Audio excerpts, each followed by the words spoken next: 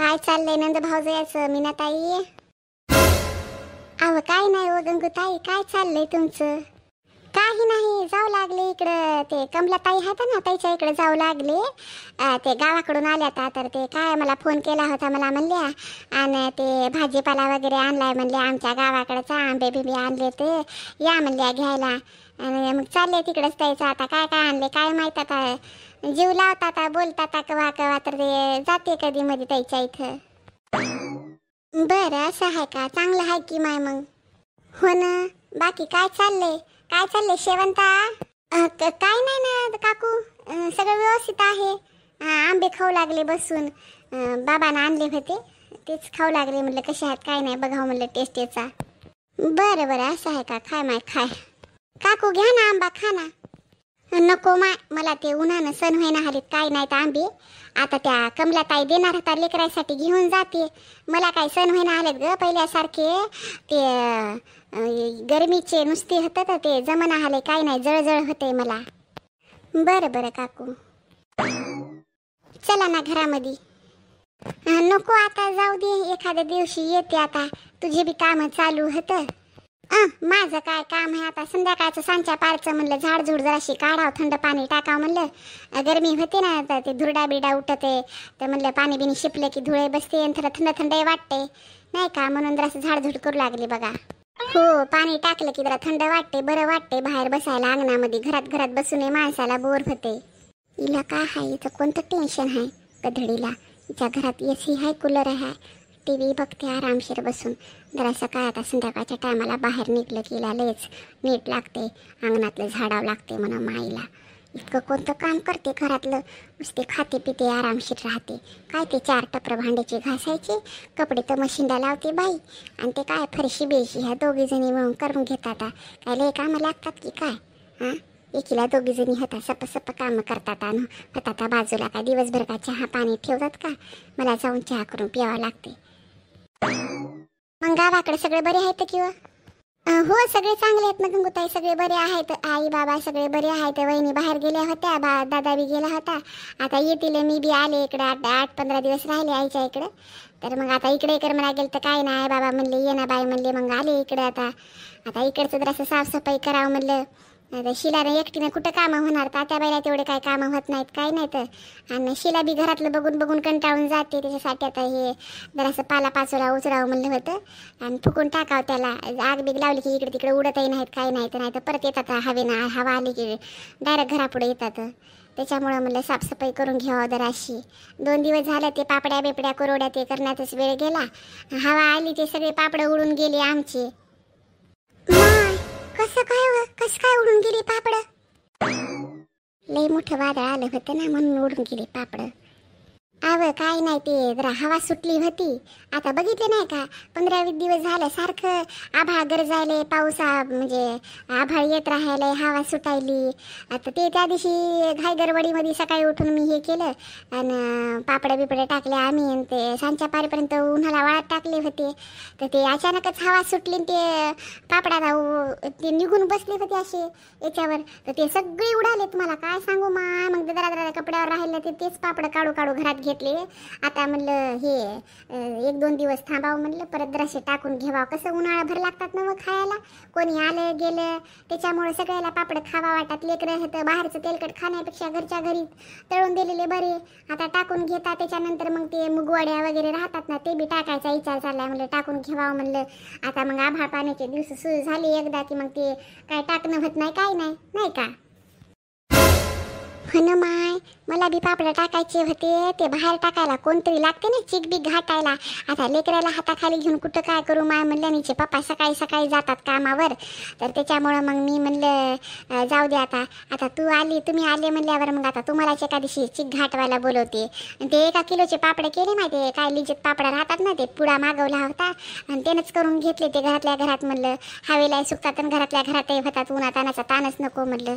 आता तुमचे झाले पापड बिपडे की या मग माझ्या इकडे चिक बीक घाटूता आणि टाकूता दोघीकडून नाही का. हो जेव्हा टाकायचे तेव्हा सांगा, येते चिक घाटू लागते पापडे टाकू लागते तुम्हाला.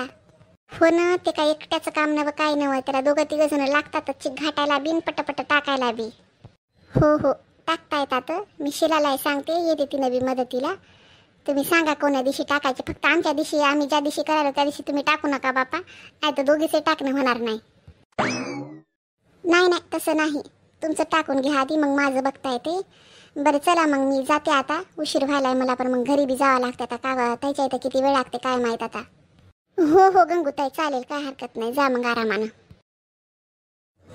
गदड्या धोत्राची कुठली की पापड टाकायला निघाली, कुत्री कुठली की. आणि ती एक गंगी, या बाईच्या इथं जाय त्या बाईच्या इथं जाय, हिचे कानं भर तिचे कानं भर, घरामध्ये भांडणं लावून देत राहते. काय झाले शांता, लागला का फोन? लागलाय, थांबा बेल चालली, उचलल कोण ना कोणतरी.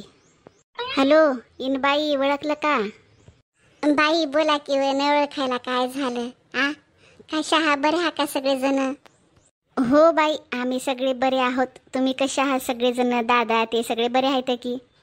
हो ना बाई, सगळे बरे आहेत बघा, सगळे चांगले आहेत घरातले. बरं आली का सूनबाई तुमची? येणार आहे व, 1-2 दिवसामध्ये येणार आहे. झालं आता तिच्या बहिणीची डिलिव्हरी, सगळं झालं, लेकरू झालं 15-20 दिवसाचं, तर आता येणार आहे बघा. बरं मग मी काय म्हणते, रसपोळ्या खायला या आता आमच्या इकडं. रसपोळ्याचं काही नाही तेवढं, तुम्हीच या ना इकडं दादा, तुम्ही सगळे लेकरं, दोन्ही सुना तुमच्या, मीना शिला सगळे या ना इकडंच.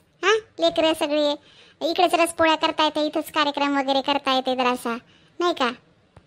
नाही एवढं सगळे लेकरं बाळ घेऊन, पोरी हे सगळं आता उन्हातानाचं कहाला म्हणलं, तुम्ही चौघं या, तुमच्या पोराला आणा, सुनाला आणा, आणि तुम्ही दोघं बी या, नाही का? असं करावं का? बरं एक काम करता, दोघंला तर येतील 2-3 दिवस लागतील यायला. आम्ही दोघंच येता, कारण कसं ते आले तरी बी त्याला घरी राहावं लागते, घर सोडता येत नाही असं काय नाही. त्यामुळं कसं ते राहतील घरी. आता तिने बी फिरून इकडून तिकडून यायली तर खाला उन्हात आणायचं म्हणलं बाहेर, आम्ही दोघं येता नाही का? हो ना बाई, या तुम्ही दोघं जण या. आता शिलाच्या बी आई बाबाला फोन करते, त्याला सांगते, इनी भाईला त्याला दोघाला सांगते या म्हणते इकडं रसपोळ्या खायला. सगळेजण होतात, भेटी गाठी होतात, राहता येते नाही का सोबत. बरं काही हरकत नाही. मग कधी येता, उद्याच्याला बसाव का कधी बसाव तुमच्या हिसाबाने सांगा जरा आम्हाला, आम्ही मग निघता दोघं बी इकडनं. बाई या ना उद्याच्याला. बरं काही हरकत नाही, बसता मग आम्ही उद्या दोघं जण. हो या. चला मग फोन ठेवू का? घ्या काळजी, या व्यवस्थित उद्याला. हो बाई, येता मग आम्ही उद्याच्याला. काय बोलणं झालं, येणार होतं का? हो येतो म्हणले, ते आपल्यालाच बोलवू लागले, तर मग मीच म्हणलं आता शिलाच्या बी आई बाबाला सगळ्याला बोलवा, हे बी येतात ते बी येतात, भेटी गाठी होतात पोहरीच्या त्याच्या त्याला, आणि आपल्याला बरं वाटते रसपोळ्या खायचं, जरा सगळे संग मिळून खाल्लं की बरं वाटते नाही का? बरं चांगलंच झालं की मग तर. आता बाई हा शिला बोल ना, काय म्हणते? मी म्हणलं ते उद्या मुगवड्या वगैरे टाकावं म्हणलं होतं, तर ते मला हरभऱ्याची डाळ भेटना गेलती, आणि ते गव्हाचा हुळा होता ना आपण ठेवलेला, तर ते डबा दिसना गेलता मला, म्हणून मग मी म्हणलं तुम्हाला तरी माहीत आहे का म्हणलं, म्हणून विचारायला आले बघा. मुगवड्या का? तर मुगवड्या काय करूता आपण, नंतर टाकूता. आता कसं ते उद्या मीनाचे आई बाबा येणार होतं, आणि तुझ्या आई बाबाला बी फोन करायले बघ, आता मी करावंच म्हणलं होतं, ते रसपोळ्या खायला बोलवावं म्हणलं होतं, रसपोळ्या वगैरे करावं म्हणलं होतं सगळ्यासाठी. आता इनी भेटी गाठी होतात आमच्या, म्हणून तुझ्या आई बाबाला बी बोलवलं सांगते आता, आणि मीनाच्या आई बाबाला आताच कॉल केला होता, ते बी उद्या येणार होतं बघ. बरं असं आहे का? बरं ठीक आहे, मग नंतर टाकता येतात, आपण आभाळ पाण्याचं म्हणलं होतं, पण बरं झालं मग आता बोलवलं तर आई बाबा पण येतील, माझी आणि ताईची बी आई बाबा येतील, चांगलं आहे मग, पुरसपोळ्या वगैरे करता येतात नाही का? हो ना. बरं मग आई, आता मग रातच्याला काय भाजी बनवू? बघ ना भाजीपाला काय आहे की नाही घरामध्ये. ते काय गवारीच्या शेंगा हाता वाटायले, आणि बटाटे आहेत. बरं एक काम कर मग, एक तर मग शेंगाची तरी भाजी बनव, नाही तर मग बटाटे एक भाजी बनव, कोणती बिन डाळ टाक. हो हो, डाळ तर टाकावीच लागते ना त्या बाई. लेकरं वरण भातच खातात ना. मग आपल्यासाठी एक काम करते, सुकी सुकी आलूची भाजी बनवते. शेंगा उद्या सकाळच्याला बनवता येतात, सकाळचं जेवण वगैरे होतंय. मग हे येतात संध्याकाळच्याला नाही का. तर मग आता संध्याकाळी आलूची भाजी बिजी बनवते. परत आंब्याचं लोणचं आहे खायला, मिरचीचं आहे. आणि हे डाळ बी राहते भातावर खायला.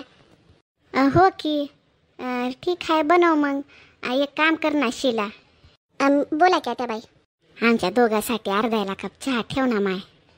ठेवते क्या त्या बाई, एवढं काय भीत बोलायचं. जाय ठेव मग.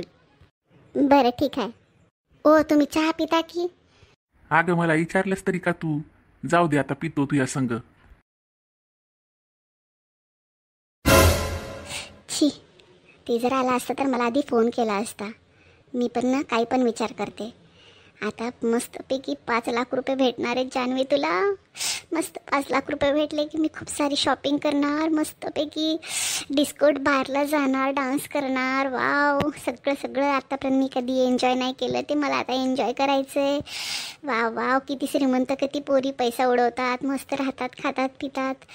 माझा बॉयफ्रेंड थर्ड क्लास कुठला की 1 रुपया माझ्यावर खर्च करत नाही. आता त्याने पण मला येऊन बोलला, पण मला त्याच्याशिवाय करमत पण नाही. त्याच्यासोबत तर राहायचंच आहे मला, लग्न करायचं त्याच्यासोबत मला. कारण पुढं चालून चांगलं आहे सगळं त्याच्यामुळं त्याला मी सोडू शकत नाही आणि याच्यासोबत मी राहणार नाही. आता यानं मला पैसे दिले एकदाचे की बस. याला आता नेक्स्ट टाईम म्हणजे आता मी इथून पुढे त्याला फोन पण करणार नाही. काहीतरी बहाणा सांगून सांगते की माझ्या आईवडिलांना कळलं असं तसं सांगून याला रेस्पॉन्सच करणार नाही. खूप झालं या पागल व्यक्तीचं. पण हा अडकलाय कुठे, मूर्ख कुठला की. अरे तुम्ही होतात कुठे. मी किती वेळची वाट बघत होते. मला वाटलं काही प्रॉब्लेमच झाला काही की. अरे असं कसं, थोडं लेट झालं मला ॲक्च्युली ना. ट्रॅफिक खूप जास्त होता त्यामुळे मग थोडा वेळ लागला बघ. बाकी पप्पाची तब्येत ठीक आहे ना तुझ्या. नाही ना, डॉक्टर बोलत होते की लवकर ऑपरेशन करावे लागणार आहे. मला खूप टेन्शन येत होतं. मला वाटलं पैशाची व्यवस्थाच होणार नाही काय की. बरं झालं तुम्ही पैसे घेऊन आलात ते. मला खूप टेन्शन येते हो. अरे जान्हवी, तुला माझ्यावर विश्वास आहे ना. तुला मी सांगितलं ना पैसा घेऊन येतोय म्हणून. मी तू एवढं टेन्शन घ्यायची काय गरज आहे. आणि पप्पांचं काही होणार नाही, ते सगळं व्यवस्थित होऊन जाणार आहे. त्यांचं ऑपरेशनचं पण टेन्शन घेऊ नको. चल तुझ्यासोबत मी येतो, रिसेप्शनवर पैसे वगैरे भरतो आणि तिकडनं मग परत मी वापस येतो. भेटत पण नाही तुझ्या पप्पांना, ठीक आहे. काही काळजी करू नकोस. नाही म्हणजे नका, रिसेप्शनवर पण नका. काय ना ॲक्च्युली तिथे ना मग माझी माहीत आहे का, पप्पाचं ऑपरेशन होणार आहे म्हणून माझी आत्या आली गावावरनं. आणि परत त्यांचे भाऊ पण आहेत मोठे. तर मग त्यांना लक्षात येऊन जाईल मला जर तुमच्यासोबत बघितलं ना तर मग प्रॉब्लेम होईल बरं का. प्लीज ना, मला समजून घ्या ना. हां, पैसे एकदा दिले मी रिसेप्शनवर पैसे वगैरे भरले, ऑपरेशन वगैरे झालं ना एकदा सक्सेसफुल वगैरे सगळं चांगलं, तर मग मी येऊन भेटतेच ना. मी थोडीच कुठे जाणार आहे. आणि नंतर मग हळूहळू घरी सगळ्यांना सांगून देणार आहे की मी तुमच्यासोबत म्हणजे लग्न वगैरे करणार आहे म्हणून. प्लीज ना, एवढं टेन्शन घेऊ नका. मी सगळं काही सांभाळून घेईल. तुम्हाला माझ्यावर विश्वास आहे ना. अरे पण जान्हवी, तू एवढे सगळे पैसे कशी एकटी भरणार. कोण ना कोणीतरी तुझ्या सोबत पाहिजे ना. नाही, सोबत म्हणजे माझे मोठे बाबा आहेत ना, म्हणजे माझ्या पप्पाचे मोठे भाऊ. आणि आत्या पण आहे सोबत. त्यांना सांगेल ना मी, म्हणजे पैसे भरताना सोबत ठेवल. आणि तेवढं टेन्शन घ्यायची गरज पण नाही ना सोबत असल्यामुळे. पण जान्हवी, तू त्यांना काय सांगणार, कुठून एवढा पैसा आला काय नाही, कशी बोलणार.